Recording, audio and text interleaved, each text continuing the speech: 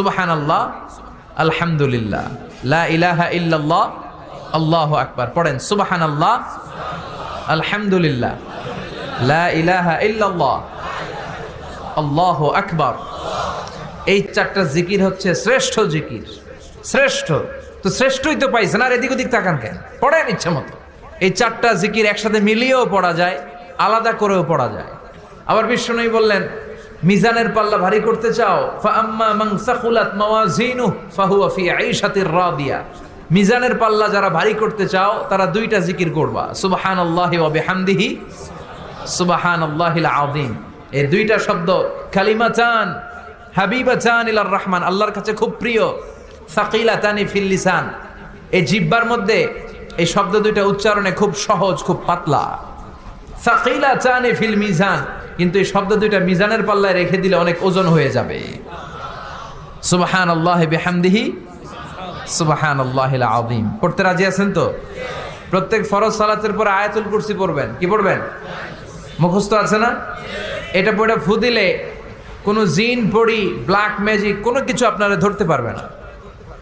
বিষ্ণু বলেন, মান কারা আয়াতুল কুরসি দুবুরা কুল্লি সালাতিন মাকতুবা লাম ইয়ামনাহু মিন দুখুলিল জান্নাতি ইল্লাল মাউত। প্রত্যেক ফরজ সালাতের পরে কেউ যদি আয়াতুল কুরসি পড়ে, তার জান্নাতে ঢোকার ব্যাপারে আর কোনো বাধা নিষেধ থাকে না।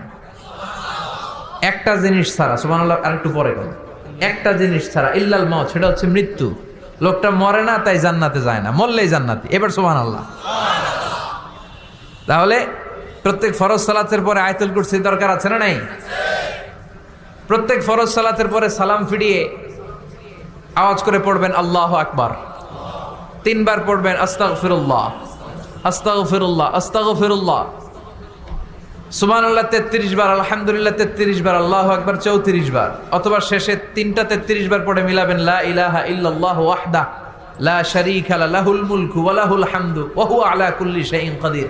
আরেক বর্ণনা একটু বাড়ানো হয়েছে, ইউহয়ী ওয়া ইউমীত ওয়া হুয়া আলা কুল্লি শাইইন।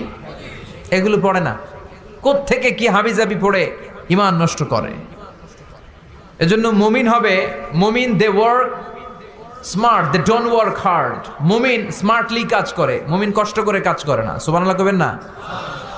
মুমিন সুযোগ খোঁজে, মুমিন কাজ করে smartly. They don't work hard, they work smart. They work smart, তারা স্মার্টলি কাজ করে। কাবা ঘরের 4টা কর্নার আছে। একটা কর্নারের নাম হচ্ছে রুকনুল হাজারিল আসওয়াদ, এটার নাম হচ্ছে ব্ল্যাক স্টোন কর্নার, যেখানে হাজরা আসওয়াদের পাথর আছে। এই পাথরটাতে চুমু দিলে জীবনের গুনাহ সব মাফ করে দেয় কে? এটা জান্নাতি পাথর। কিয়ামতের দিন এই পাথরকে আল্লাহ একটা জিহ্বা দিবে, ঠোঁট দিবে, দুটো